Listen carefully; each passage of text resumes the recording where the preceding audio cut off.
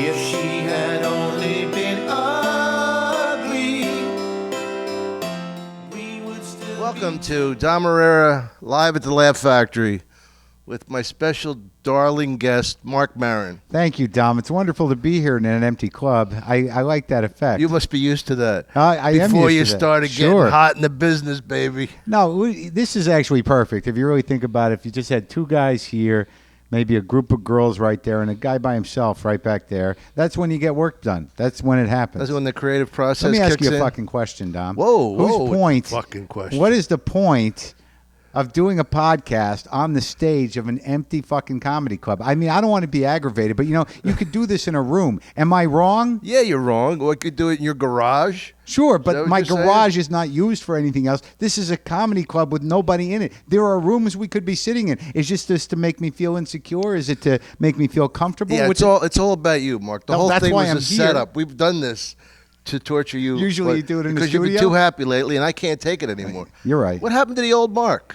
You should have been there this morning. Old Mark woke up old.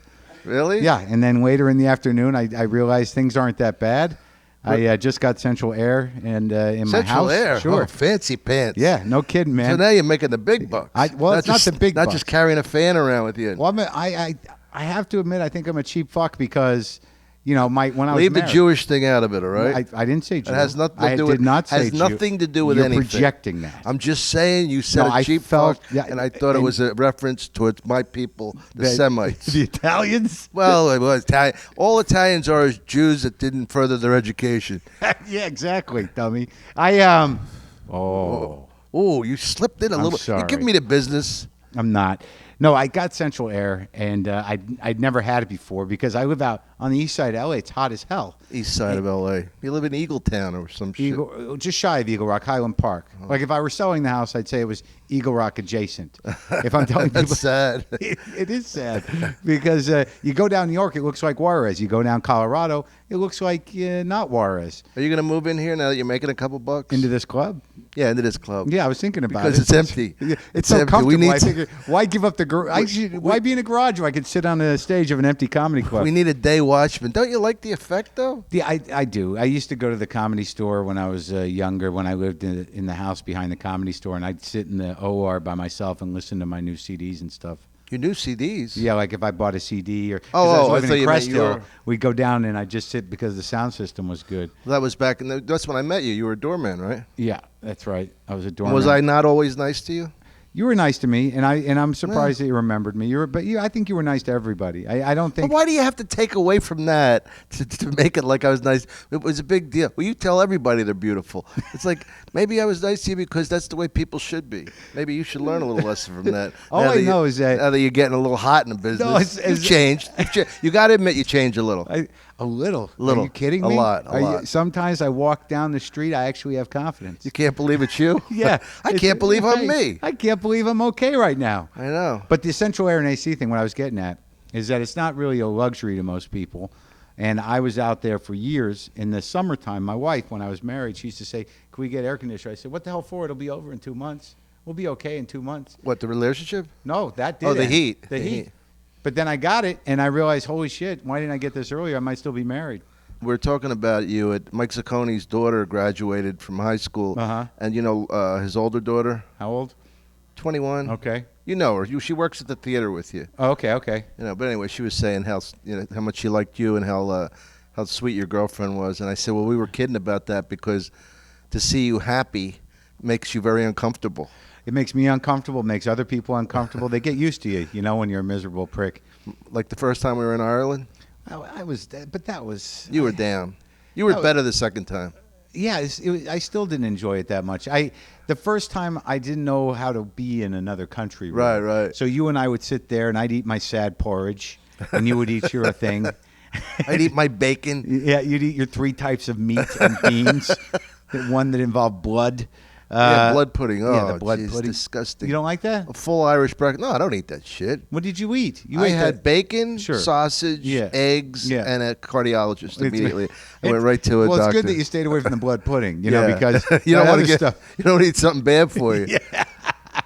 Well, the funniest thing about launching your podcast was, do you remember you saying to me, I really want you to do the podcast. Yeah. I go, Mark, I want to do it. Yeah. You go, well, and then one night we're sitting there, and you go, well, when do you want to do it? I go, why don't we do it now? You go, but it's Saturday night. It's midnight. It's Saturday night. I go, but Mark, it's not like we got babes crawling all over us.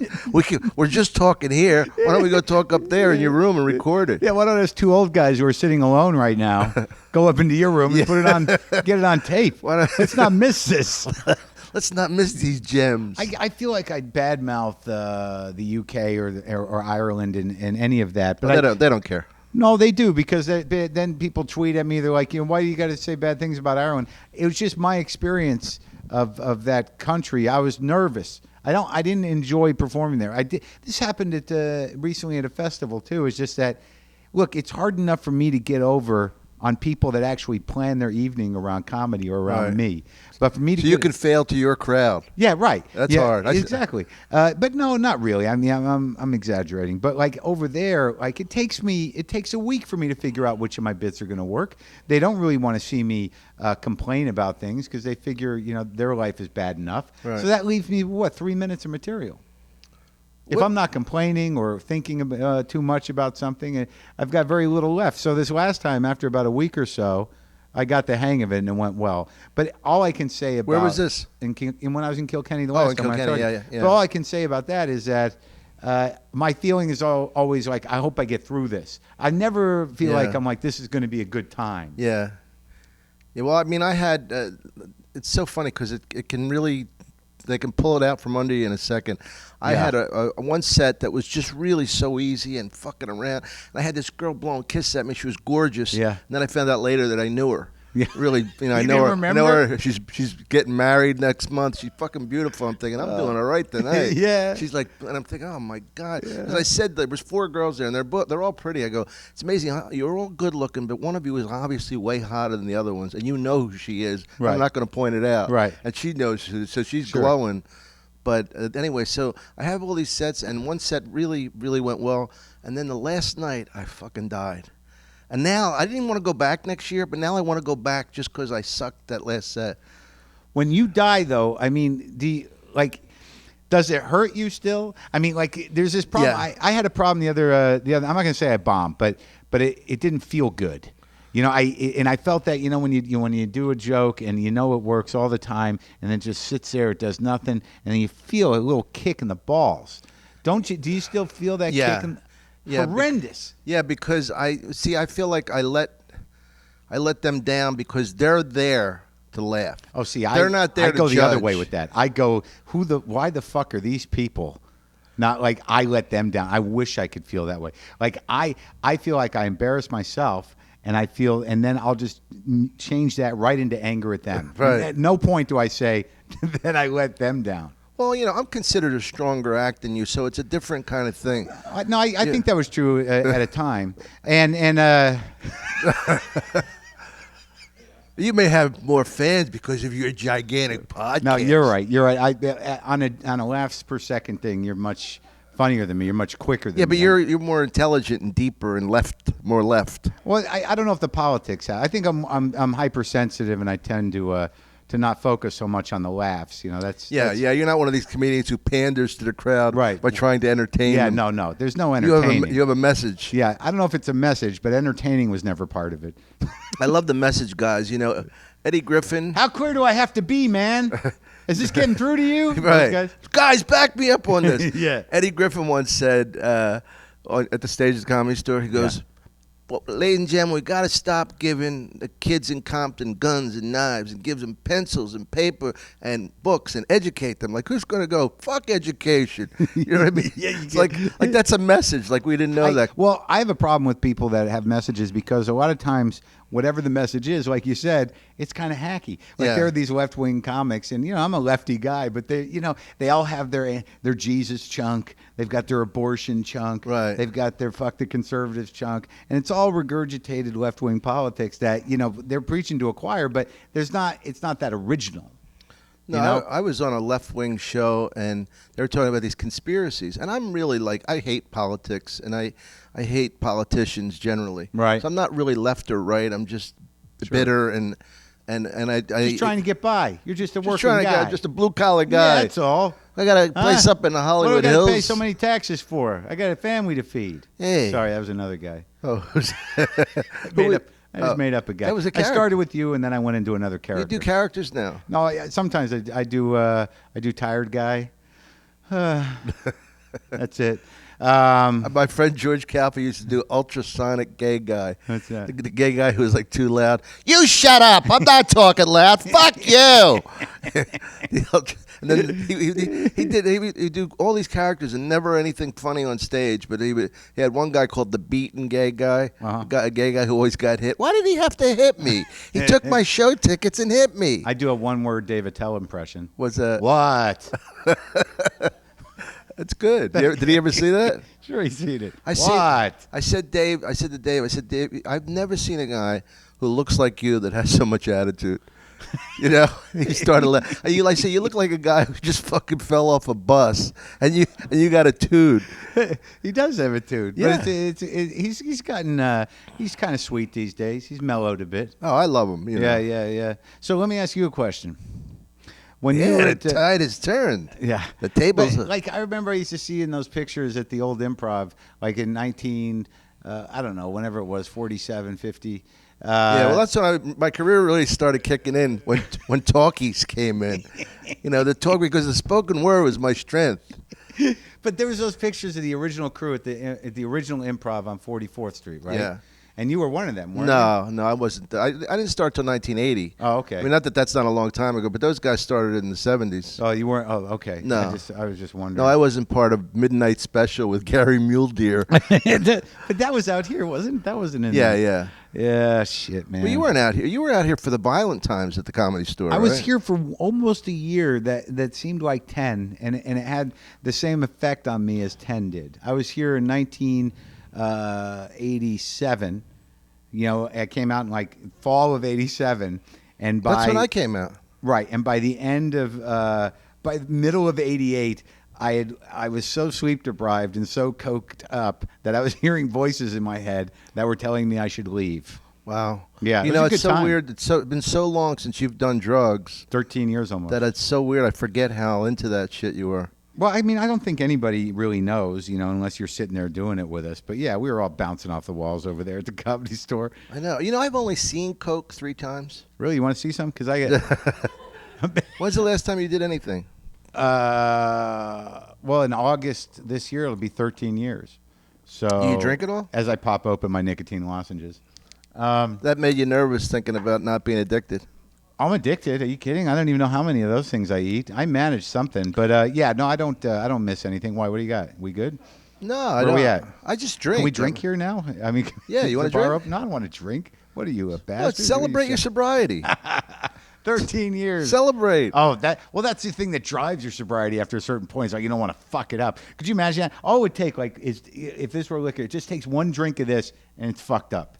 13 years of work, fucked up. I don't think it's going to happen like that. You're not going to turn into like the wolf man on one drink. Right. Well, that's what the bad part of me says. Yeah. Well, you know who's killing me is the waitresses here at the Laugh Yeah. Factory. Because somehow me and one of the waitresses who's fucking hilarious, adorable, and she wanted to have shots with me. Yeah. And I can't drink shots, but with her I would. Now they know about it. Now I'm drinking like 10 shots a night. Yeah. Is it? I'm not sure what you're presenting me with, a good story or. I'm just a story. It's a message. Yeah. Is this? Yeah. Is If this it's not funny or interesting, it's a message. Yeah, this is when I hear that, you know, Dom's in the hospital. I'm like, yeah, I just saw him a month ago. He's Yeah. talking about 10 shots a night. Boy. Seemed to be happy about it then. Yeah. His liver fell out of his ass. He didn't even know there was anything wrong with It's it. just they go. Well, I love those stories too. You know Barry, right? Yeah. Yeah. He died. Oh, shit. What happened? They don't know. He just dropped. Anyway, have a nice day. You look a little pale. Freddie Stoller just called me up. You know Freddie? He's alive. He called me up and he says, "I can't." Hi, take, I Dom. can't-" It's Freddie. Right? He goes, "I can't take a deep breath. Does that mean I'm suffocating?" I go, "Well, the fact that you can talk to me, I think means you're not suffocating." Is that one of those moments where you're happy you're on that short list of people to get Right. those phone calls? Well, I also started feeling. I started feeling short of breath myself. Of course you did. because he's talked about it. Sure, yeah. I got a friend like that where I called him up and I was like, I'm pretty sure I have cancer. He goes, what are your symptoms? And I told him, like, you know, I got this headache here. And he's like, oh, shit. I got that too. Let me Google this. I'm like, what the hell just happened? Right. Thanks for reminding me. I had the same symptoms as you. Remember the Woody Allen bit, Eggs Benedict? Probably. About That's not enough to go on though. he had chest pains. Yeah. And Eggs Benedict had the same symptoms, and he was going to check into the hospital, but Eggs checked in. Right. And he died. Yeah. And then so Woody Allen submitted a test, and everything was fine. He just had gas. He goes to his mother. He goes, "Was it sudden?" She goes, "Yeah, the truck hit him, and that was it." Yeah. That was Woody Allen, not me. Sure. No, I know. I wasn't gonna. I knew it was Woody Allen. He set it up that way. He's funny. Do you remember when wasn't this club just like a hallway? No, well, Jamie originally Jamie, by the way, takes credit for comedy in general. I know. I tried to avoid he him did at all that. costs. Yeah. I swear to God, in my entire career, I've had 2 exchanges with the guy, and that was enough. I don't come here. funny. I don't want him. He didn't invent me. I invented me. All right, take it easy, Mark. But Just a podcast. in all honesty, May I be honest with may I you? be honest? Wonderful man's done a lot for the profession. But Let's do that take again with a little less sarcasm. But if I might add, a terrific guy. You might. Has done a lot for everybody but me. But it used to be just a hall. Like it was like one. It was down there, yeah. And it was this way. And Yeah. every time you'd walk into that place, it was always just Fraser Smith. Right? Am I wrong? Paul Mooney. Or Paul Mooney. Paul And that Mooney. was it. At the end of the hall. And the door to the bathroom was right next to the stage, right? You had to go over the side Yeah. there. And Jamie used to sit like up front there in that box office making people uncomfortable. Yeah. Am I right? Am I remembering that right? Yeah, I didn't do the place then. Me I neither. did, We just were up the street. And I every did once it in a while when we'd come Comic down Strip here. Live was started. That's when I started doing it. Right, when it was here, though. The Yeah, stage was here. stage was here. I did some tapings here. Yeah. A few of them, Did yeah. you ever do my show, Full Frontal Comedy? Yeah, I did. Yeah. I did do that show. I got you that. Yeah, well, thank you very much. Who produced that? Wasn't that Showtime. Right, what was Ken the, Weinstock and Yeah, Rick Weinstock. Messina. Yeah, Weinstock, that guy. He was kind of crazy, intense yeah. guy. And Messina, right. How's he doing? Oh, he's loaded. Drew Carey just signed a new deal with Price is Right, and Tim Allen's got a series. He's loaded. I just saw Drew Carey last night. He's doing alternative rooms, working out material. Is he? Yeah, he's a sweet guy. Oh, He must. What is he like? he's the greatest tipper in the world. Really? And that is, That's why said, it's weird because he gave me $20. I didn't understand why. I didn't even Yeah, do get yourself anything. a little something. Yeah, just talking to He him. left friends of mine that work at Katana $1,000, and he didn't know it was their wedding. They were getting married that week, and it really helped them. Yeah, I mean, he left $1,000 like a $200 bill. that's sweet. That's fun money. I was in a cranky mood last night because I had not prepared. Whoa, you were in a cranky Yeah, mood? I know. Yeah, get hold of yourself. I mean, it's hard to believe. But I was there, and I hadn't really prepared to go on stage because that's how I like to work. Where was this? At the Tiger Lily over at the University Bar and Grill, Monday night show, alt show. And he was there, and I was like edgy, and he's like, "What's the matter?" I'm like, "I don't know. I just fucking tired of it. I can't." And he's like, "Hey, you just gotta, relax and." Drew's telling you this? Enjoy life, and I'm like, "Yeah, I think that's probably easier for you." Am I wrong? Yeah. I mean, how much money does that guy got to have? I don't know. $1 billion? He came to see me. You in think he has $1 billion? Yeah, not $1 billion. $500 million. Yeah, yeah. Wow, it's a lot of money. I think he makes more than Tim Allen now. And of the two, because I remember when I was with Messina Baker, Rick said to me, "You're my third guy after Drew and Tim," and I'm thinking, boy, what a drop off that is financially. So you just found out who was financing the company. Yeah, right. Yeah. I mean, I don't begrudge anybody. I'm not jealous of people's money. You used to begrudge people. Yeah, no, I used to be jealous of people, but I think I'm doing okay right now, and I'm still not completely happy. And I'm starting to think that it's got nothing to do with external things. Have you heard that? That happiness has nothing to do with external things. Obviously, I was at Bruce Willis's house to be a name dropper, and he had done that movie Hudson Hawk. Sure. And he was miserable because it didn't do well, and he's defending it to me, saying, "But it's selling well on video and all this." Right. I said, "Bruce, you don't have anything to prove." He was fucking unhappy, and then I go back to my neighborhood in Los Feliz, and a friend of mine graduated from Harvard and government, 2 masters from Columbia, masters from AFI, never had a job in his life. His Jetta was being towed. And he's in the tow truck waving all happy and shit. Yeah. I go, what's wrong with this picture? Bruce is miserable, and this guy's that guy's happy. got nothing. Is thrilled to Yeah. ride in a truck. Yeah, so you can't measure happiness. And you also can't underestimate how fun it is to ride in a tow truck because usually yeah. they make you You're they right. make you take a cab. You know You're what I right mean? about that. It's a big day when the guy goes, "Come on, get in the truck." Really? AAA, Yeah, man? yeah. Oh, Can this I? is great. I've never been in a tow truck before. Thanks, mister. But you have to be happier. I mean, I could see it. I saw I'm it all in right, I'm Montreal all right, last yeah. year. No, I'm pretty good. I just had a dodgy couple of weeks. I had a couple of rough shows. I got kicked in the nuts a couple times. What do by you mean an rough audience. shows? What happened? No, they weren't rough. It was just when you're on a roll and you're like, I figured it out. I've aced it. Yeah, yeah. I've hit my level. And then one bad show and you're like, oh, I don't know how to do this. Well, it's also the guest you have. Yeah, I know. Yeah, If you know what I'm saying. I do. No, we had a guy last week. What, is and- this not going well? No, I think it's going well. What, do they usually laugh more, the two people? I didn't. Who's here? I don't know. I just didn't know if you like are they always here to laugh? You actually draw. We don't usually have. We usually have one person. Yeah. We doubled our crowd because you're here. I just hope I'm showing up here. Do you want me to get my notes out? Or are we good? No, you're great. All right. You're actually probably the best guest we've had. Oh, now that just made me feel better. No, I mean it doesn't hurt that Jamie's not here. Is he usually here? Yeah, he's usually sitting over here No, like he's a not. little monkey. Are you seriously? Yeah. Is he? Oh, see, That little brown I tell you, bombshell. he I brought you in on a avoided date. me.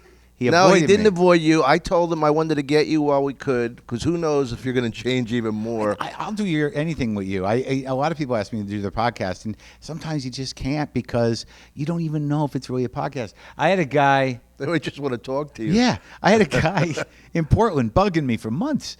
Like, I was going up there to work. He's like, you got to do my podcast. You got to do my podcast. I'm like, all right, Jesus. He's like, we'll go to a cigar store. I'll buy you cigars, whatever you want. So, finally I relent and I go, okay, let's do it. So we go to the cigar store. He rents the room. He buys a bunch of cigars. We're sitting there, and he's got some crappy recording device. And I realize that there's no podcast. Really? He's got no podcast. And like, we're sitting there smoking cigars. And I'm talking on the microphone. I'm like, have you put any up yet? He goes, no, I haven't put any up yet. When are you going to put this up? I don't know. I don't know if this recorder's working. But, and he was a very nice guy. He gave me his cigars, and he was very friendly. Well, that's so bizarre. But a lot of times you do a podcast. go with strange guys for cigars?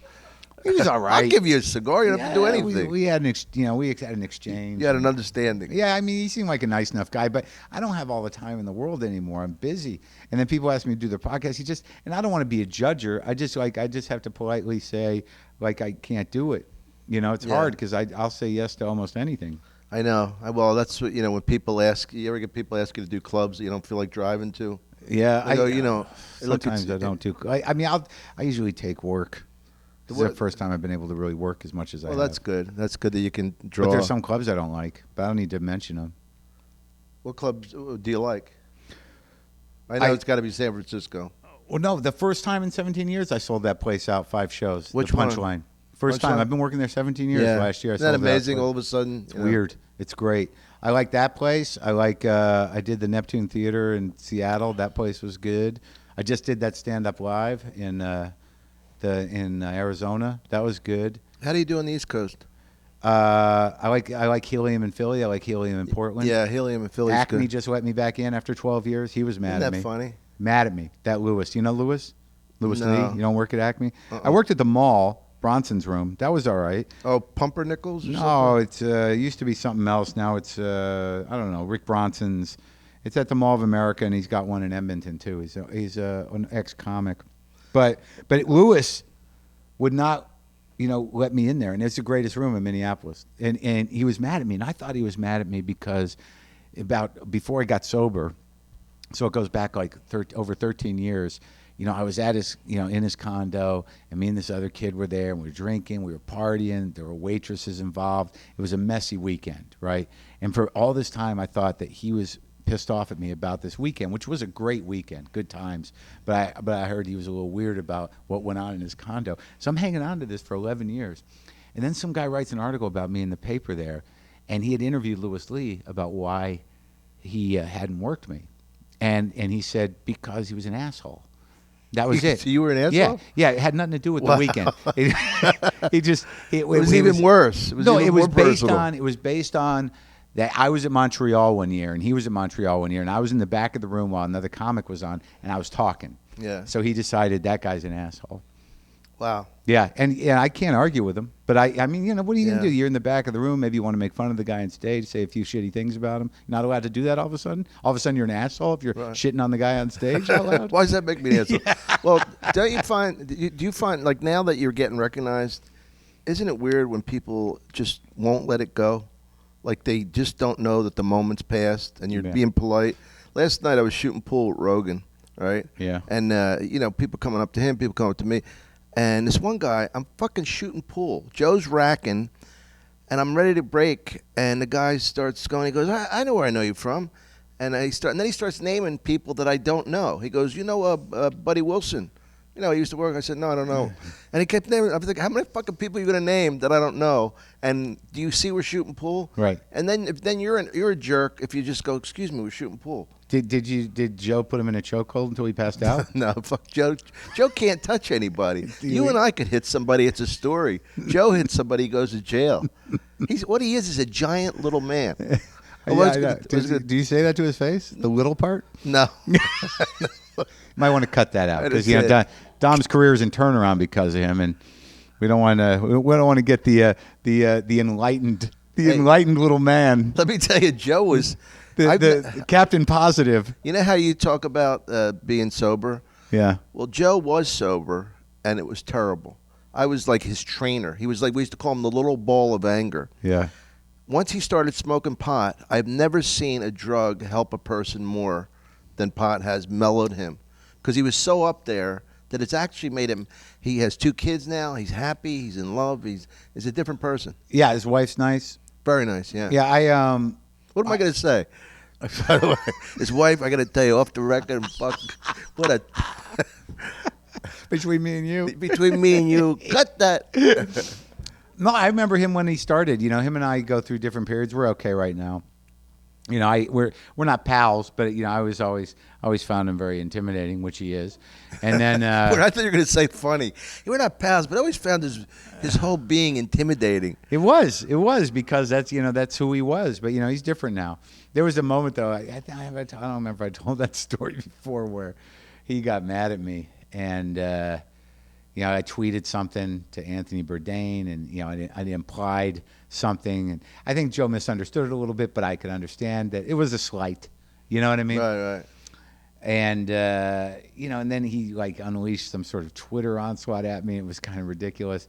And then I went to a screening, and it was with Kevin Smith for Kevin Smith's movie. It was just it was Kevin Smith's movie, and Joe was there, and just a few other people. And this was during this time where basically what happened was Anthony Bourdain was going to do Joe's podcast, and I got into a conversation with Bourdain outside of that on Twitter, and I said, "You should do my podcast too. It'll be good. It'll be deep."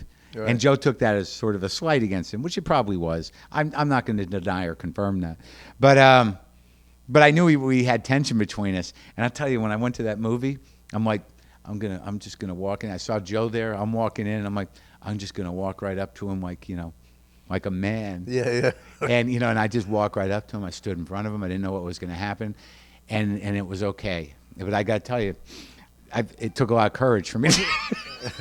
I knew there's an outside chance that he could do something with his hand, and I wouldn't be able to talk for 5 minutes. He would never hurt anybody. He's really very aware of his strength, and he's not. He's never a jerk about it. No. We get along good now. I'm getting along with everybody right now. That's good. I just wanted to tell you this. We're talking about when you're talking about Jamie. Yeah. Well, him I don't get along with. I don't understand him. The funniest thing is Tosh and Alonzo Bowden pick him up, and it's so emasculating to be picked up. And Tosh, we had the waitress station is back there, the service bar. Yeah, I've been there. And Tosh was trying to fake it, sticking his fingers up Jamie's ass. Yeah. And it was so fucking hilarious because Jamie's in front of his whole staff. How do you try not to get fingers stuck up your ass? You pinch your cakes, and he's dragging. Come on, buddy, don't, buddy. And the girls are looking that's our boss. Yeah. With Tosh Pointo's fingers up his ass. And he's Israeli, right? He's Iranian. Then he lived in Israel. Okay. Did I say Iranian? I meant Persian. Mm-hmm. The country of Persia, right next to Mesopotamia. Right. The Shah still is in charge there, right? In Persia, not in Iran, though. No. No. Be friends Iran's with different. them. Yeah, I well, look, I don't understand what's happening with that guy. Oh, Jamie? Any of them. Tosh. Hey, Jamie's good. Oh, Tosh? Love Tosh. Great guy. Yeah. Sweet guy.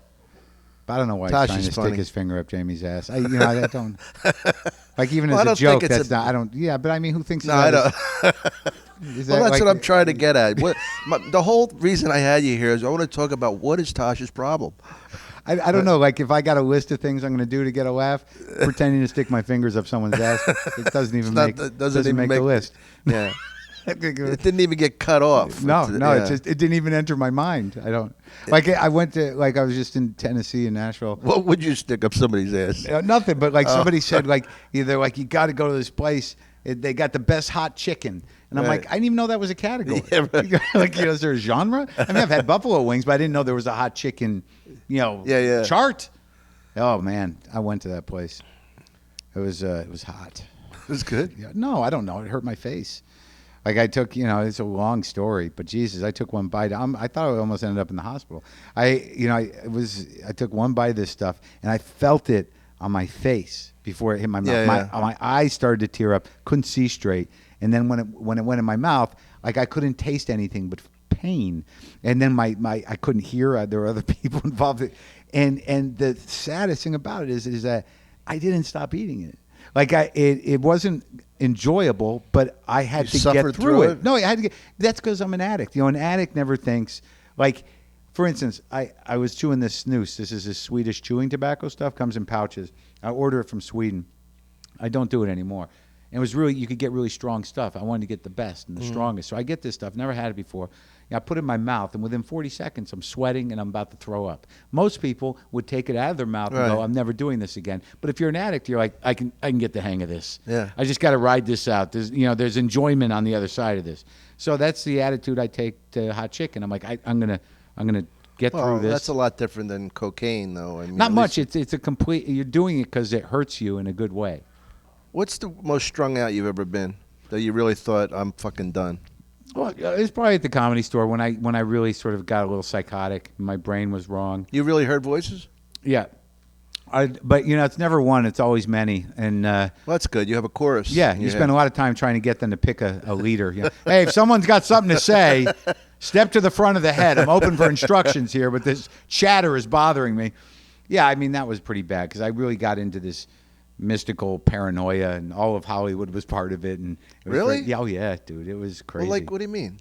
Like I would, I mean, at that time, like I thought Sam was some, incarnate of something. Did you really? Yeah, like there was something primitive and evil going on, and that the Sunset Towers. Remember, at that time, it was under construction, so it was just a big gray gutted building. Uh-huh. And I thought that something was going to happen on top there. There was like this altar thing. I'm like, this is the end of the world's going to happen here, and there's a lot. The Comedy Store represented something. It was all very mystical. Well, it is a dark place, but were you parking cars at this time? Sure. You think did- that's what did it? Not the coke. Did you park? Did you park cars? You did, Yeah, I didn't you? did, yeah. Wow, you parked them that high? Yeah. You drove my fucking Lexus that high? No, And put all it's that funny, money. It's funny you say that because like we were also fucked up. Like when you move stuff around the lot. Like one time, Lenny Clark. Remember Lenny had that big brown Mercedes? Hey! Yeah, he had that big brown Mercedes, right? So I was moving shit around the lot, and I put it out in front of the club, and I just left it. It was running with the keys in it, and I forgot about it. He goes, "Hey, why the fuck is my car out there running?" And I'm like, "Oh, I don't know." Oh, jeez. I better go get it. Oh, it was a mess. I used to stay up all night, and then I have to drive the Jeep, drive comics to the airport. Oh, my I remember God. one time. How because- dangerous is that? Well, because they were going to the where was her room? Vegas. Was it At the Dunes, yeah. You never did that room? No, dude, I was on unpaid regular. I was nothing. So I was driving her Jeep. Yeah, I did the room. Yeah, I used to drive the Jeep on All Monday right. through Thursday, and then I go do the Dunes. on Fucking Friday. Janice, what's her name, did the room. I thought you. Janice Hart. Yeah, Janice Hart with her her hokey signs? impressions. No, but like I just remember staying up all night, and I got to the store late, to meet Campanera and Mendoza, and I'm out of my mind. There's no gas. I'm sweating booze, and those guys are going, "What the hell are we gonna make it?" I'm like, "I don't know if I'm gonna make it. You guys can take the car and go without me." Oh, it was horrendous. Getting her chicken salad. I didn't end up, whatever. That was what you had to do. You never had sex with her. No, it wasn't even on the menu. I think those days were over. I couldn't quite understand how anyone could. I think maybe at some point it was probably appealing, but she was just frightening. I thought that there was an outside chance that her vagina would eat me.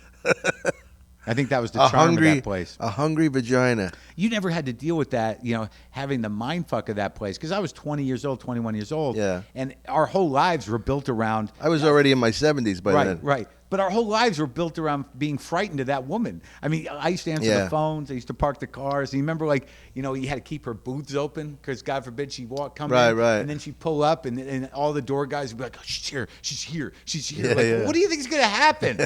But you know what's fucked up? I still get that. Really? If she were to come down, and she'd probably say to me, "Hi, Dom." I know I'm Mark, but even now, it's still kind of weird that she's got that zap on your head. You're fixated on that time. And that's why in my head, this place is still a hallway with Fraser Smith at the end of it and Jamie in the front there. Fraser Smith doing his bad Rodney.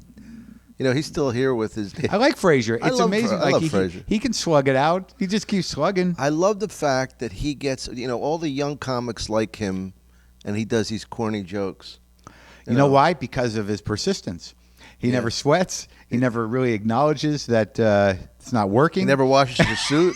he never takes his suit to a dry cleaner. But usually he gets laughs. Yeah, he does get laughs.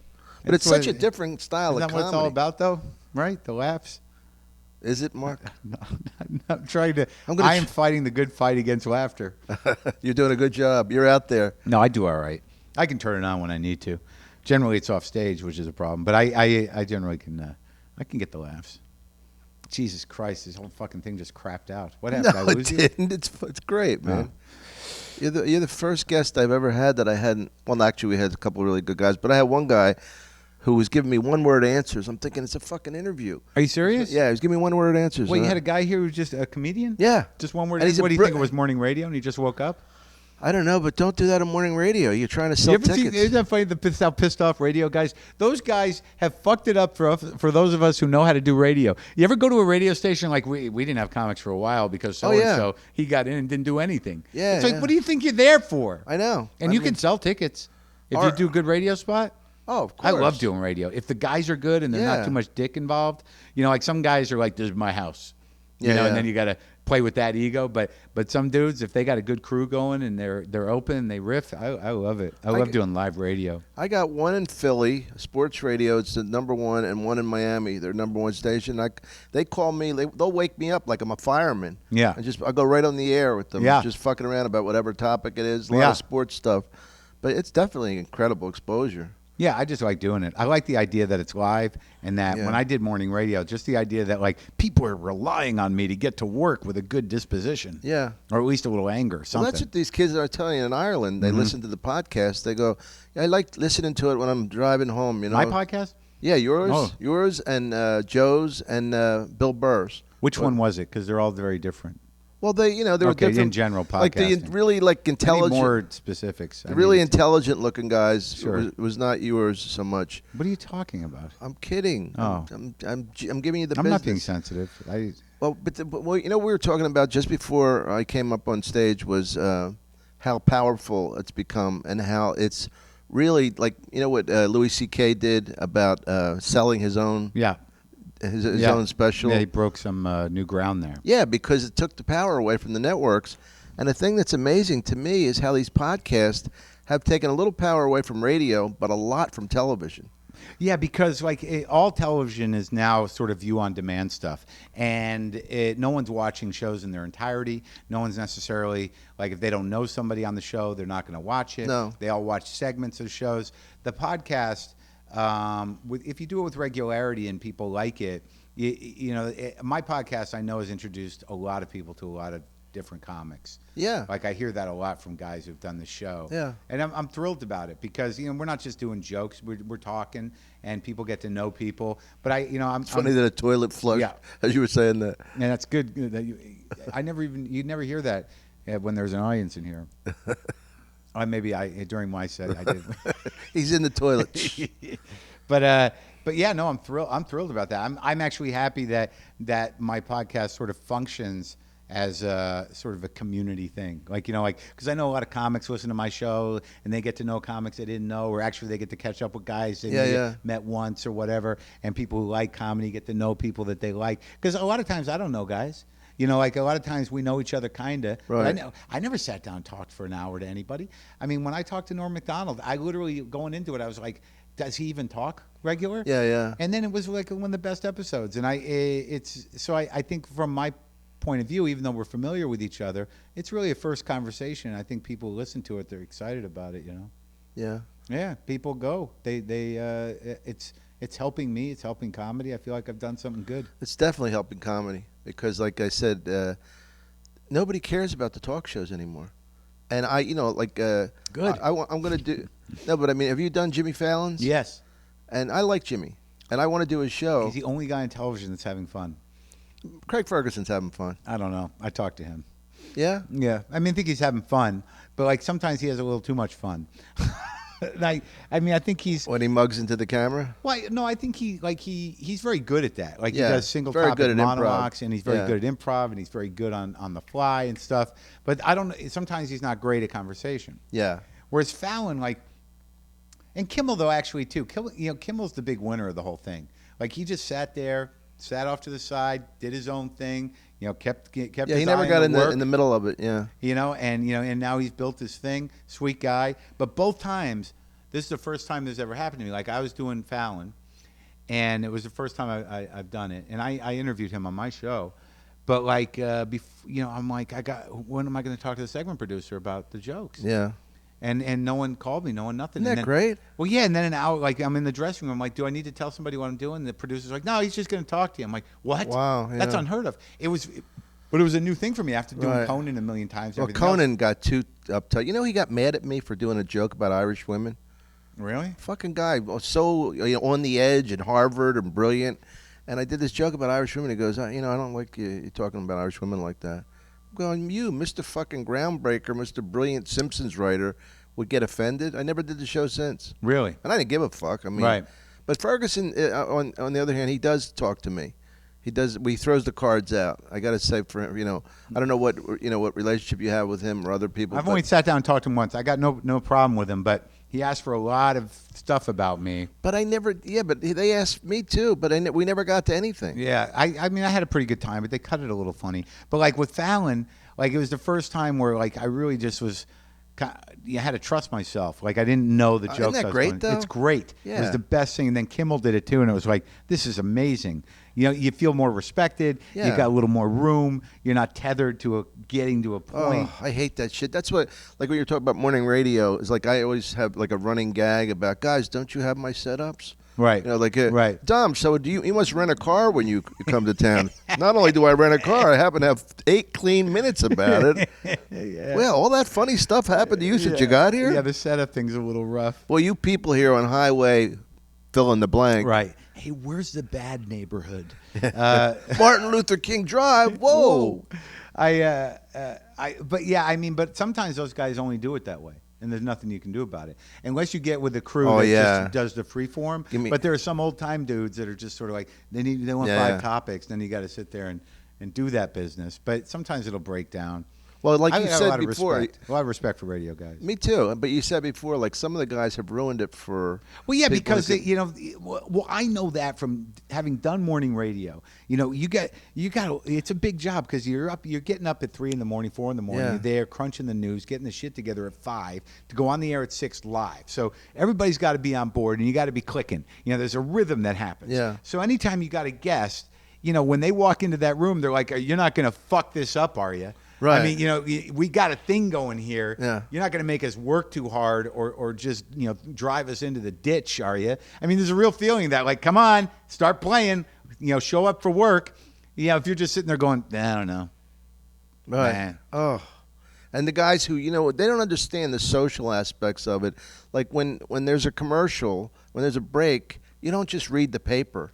You talk to them. Right. You have a relationship so that you build it so when you're on the air, you have better energy. Yeah. You know, like they were telling me about, I guess it was Ari Spears or somebody who was just. I've not heard any good stories He about got him. in a fight Yeah, with I've never. them. I mean, who? No one ever says, you want to hear a really nice thing that Ari Spears did? That, not in my experience. And I I mean, don't know the guy. Mark- How is he? Is he a good guy? He runs the light. Okay. He runs a light. That Gee. come from a voice in the back. No, but I mean, the thing is, it's like these guys have a lot of time to fill. So if you fuck with them, Yeah. you're just giving them material. You know what I mean? And forever, they would, whenever I went on that show, they'd bust his balls. You know who got mad at me, which I know you know him, and it's kind of sad because I kept the message? Todd Glass. Oh, yeah. And I love Todd. Yeah. But I was fucking with him. They called me up to fuck with him from Florida. And I didn't know what I was saying was true. I go, they said, Todd goes, you never really thought I was funny, did you? I said, I always thought you were funny, Todd. He says, really? I says, yeah, not like laugh out loud funny, but like, headliner on like Tuesday, Wednesday, and Sunday funny. Yeah. And that's what he was doing that week, which I didn't know. And I hurt his feelings, and he left me a message. But I kept the message because it's so funny, because it's so sincere. Yeah. Well, Yeah, didn't he come out on your show? Yeah. We're very sensitive people. There's no, You no. gays? Yeah, sure. Us gays, us not gays. Comics in general. We're I'm not sensitive. No, I think you are. To you? Yeah. That's so sweet of you to say that. Here's what I know about you is that more so than some people like occasionally I'll say a cutting thing, but I'm not very good at it. Usually it's too cutting.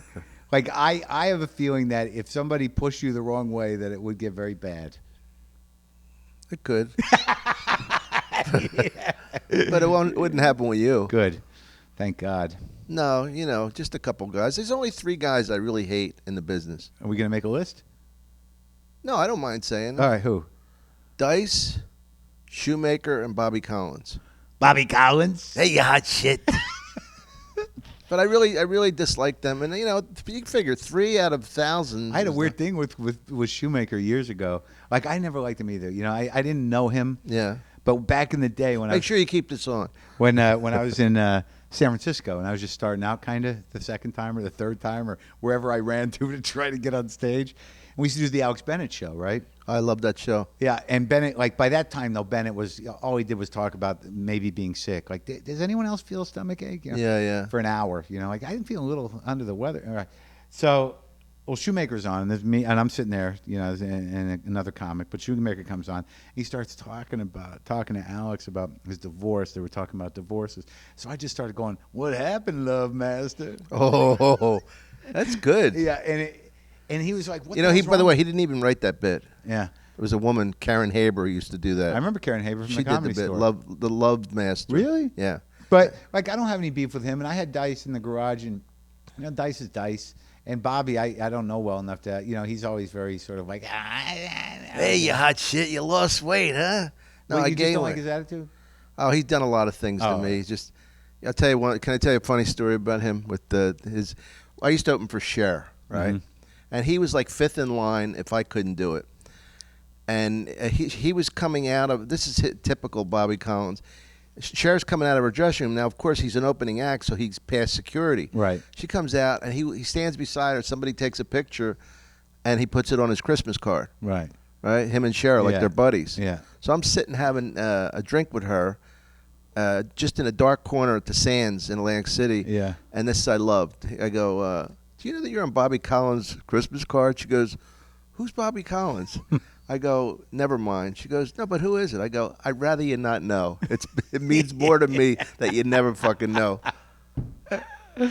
It's weird. Like I used to have a lot more problems with a lot more people. I don't. It's not easy business for anybody. I don't have any of the hate anymore. Maybe I just don't. Do you think you can be as funny without the hate? Yeah. Now you can, huh? Yeah, I don't think I was hateful on stage. I think all my anger was just fear to begin with. Yeah, I'm pretty funny right now.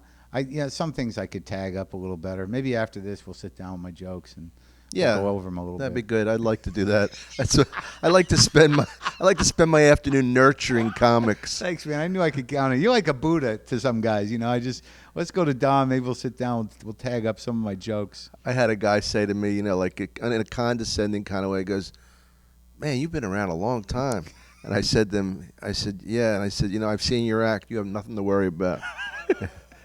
Yeah, and he went, oh, shit. What? Well, you know, I could tell he was coming from a place like, you know, you can't not be your age. You can't not, but you can always be good. Right, One of the right. great things about what we do, Yeah. what we do in this business, Yeah. may I say I love you, Beautiful is the fact that we can keep improving. Like Michael Jordan, no matter what he fucking does, he could go to Tibet, Yeah. talk to the Dalai Lama. He's never going to be Michael Jordan again Right. as a basketball player. Right. But, you know, isn't it cool that we can actually get better? Sure. Yeah. There's no.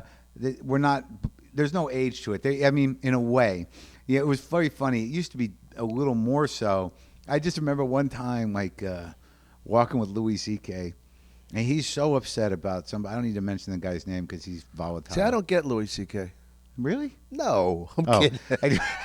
Of course, I think he's brilliant. No, but he's talking about this kid who just started doing comedy in New York, and he was livid about this kid because this kid was, you know, good looking. He was- Right. And he was like, this isn't for him. It's not for. It's for us. It's for the ugly guys. It's not for the cute guys. What are they in here for? He's like, I just want to do Letterman before I'm bald and fat. Like, it was just, there was this idea to it, though. I'll never forget it. That, like, you know, comics, you know, it's not about age. It's not about looks. Yeah, it's well- just about funny. Well, Jeremy Hotz, you know him? Yeah. He said to me, he goes, Dami, it goes to be Dami or Dom or something. He goes, we're just as good as Tosh and Dane Cook. They're just handsome, young and handsome.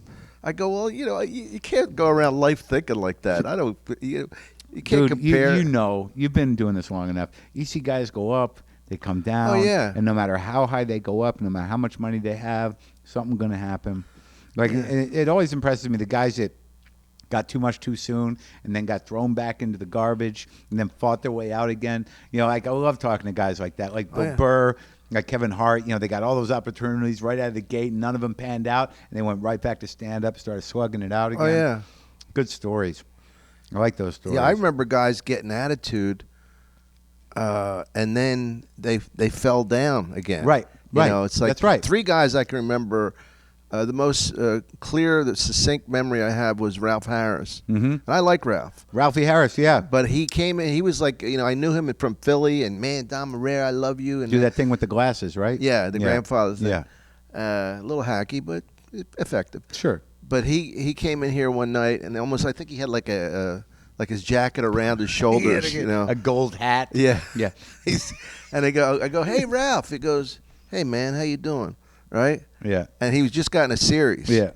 So I go, wow, you know, it's like kind of cold for as long as we've known each other. Then the series goes down.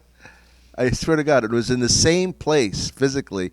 And he comes in, he goes, Dom, Yeah. my man. I said, hey, Ralph, how you doing? Yeah, yeah. You know, yeah. just, and he, of course, he didn't remember it, but Well, you store that. Yeah, I knew guys that did that. Like, you know, they get the series deal, and yeah, I'm on top of the world, man. Everything's going good. Yeah. And then it just goes south. Well, I you mean, way south. well, you talk about a tell. One night he had me fucking crying, laughing because we were up for Comedian of the Year, and that year they only had 3 people, and it was Louis Black, Dave, and myself. And we knew Louis was going to win because Yeah. Louis was on like Imus every morning or, Right. or Stern or one Right. of them, and you know we love Louis. Yeah. But Dave's going like this to me. He goes, "Well, I know I'm gonna win this baby." He says, I fired my agent. I bought a house in Malibu. I got a Mercedes. We already knew we lost. Him fucking crying on the air. Attell is one of the most self-aware, funny dudes in the world. I just did his porn show, and he was surprised. He was funny because, like, look, I don't talk about porn. I don't talk about fucking much, but I watch porn. But like, he was so nervous because he asked me to do it. I said, yeah. He's like, don't condescend the material. He's The art. Yeah, right. Christy Canyon was the girl who was on. I remember her from the store. I remember Right. Christy. Yeah. So I actually had some history with her in some weird way. I never had sex with her, but I remember her hanging around when I Sure, was in there. the Sam days. Right. And he's like, look, Christy Canyon, we're here to pay tribute to Christy Canyon. Don't bring up anything dark or weird. Don't talk Yeah. about her father. Just appreciate this. I'm like, Dave, I'm all right. I got it. Like, and he was so impressed that I could. But there's part of me, as you sit there. Did you do the show? Dave's no. No. You sit there and you watch porno with Dave on a couch, Uh-huh. and you're supposed to comment on it, as it's going. And I never watch porno with another person. Right. If I'm watching, That's something I do. I party for myself. Yeah, so I'm watching it, and then Dave's sitting there making comments, and I'm like, all right, I'll chime in.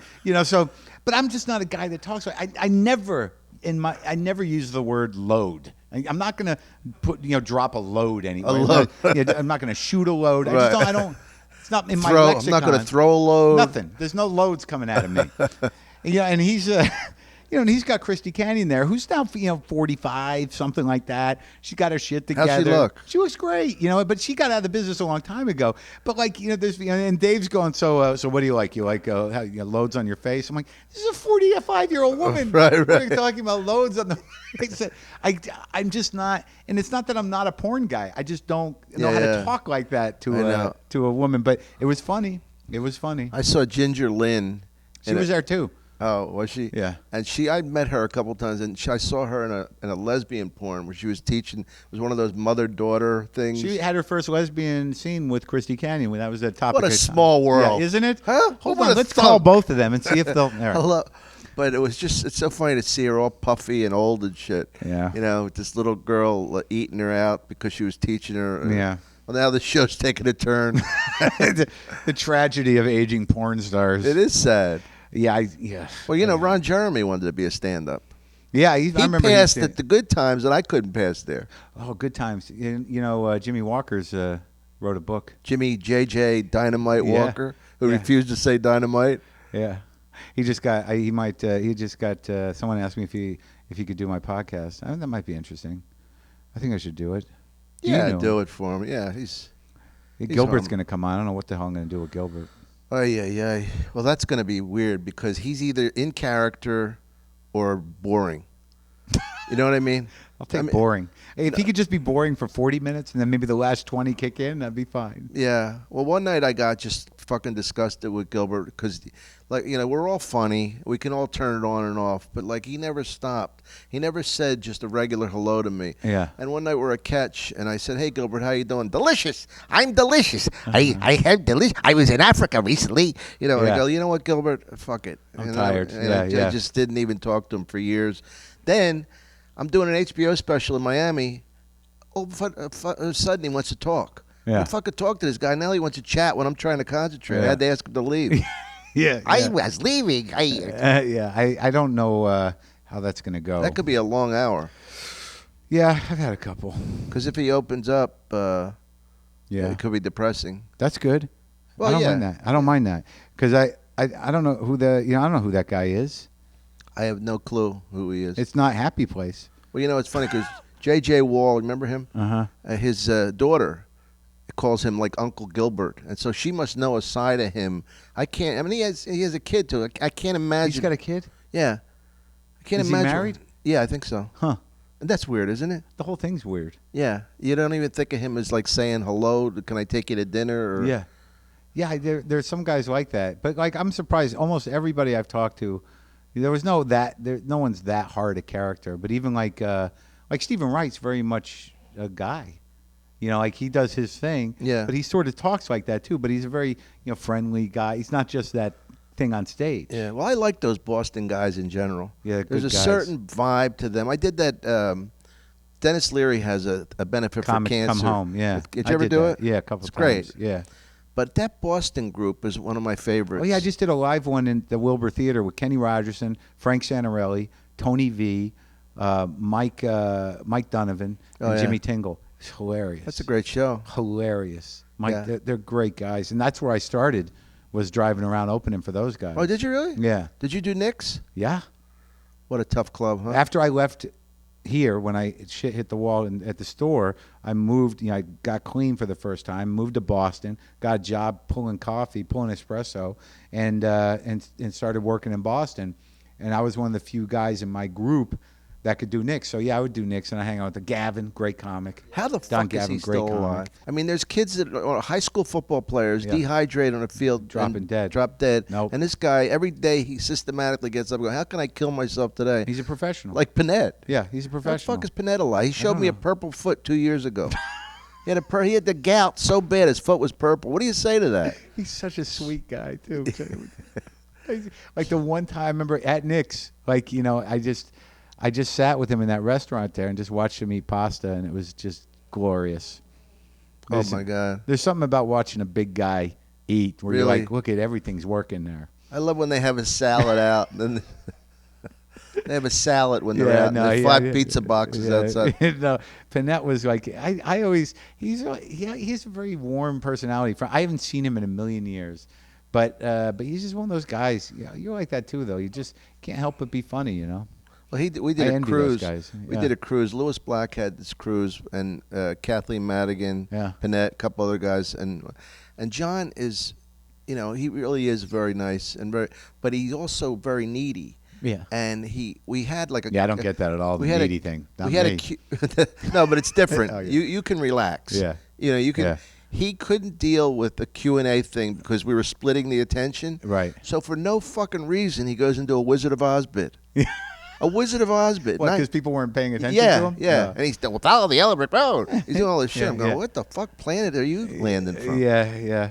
It's sad when a guy that size thinks that no one's noticing him Yeah, right. if he's not talking. We see we, you. we see you. We see you, oh asteroid in the room. Didn't he get the thing though? Like, is he thinner or did he get the staple? He got it. I think he ate through the staples. he ate the staples. He did. Well, Mark, thank you very much, man. Thank you, Dom. This Mark, was a good I time. really appreciate it. You were great. No, I It was appreciate great it. to have you on. Marc Maron, come on. Thank you. Hand of one. Hey, Thank there you. go. See you next week. There you go. Thanks, brother. Thank you, man. Good to see you. You too. If she had only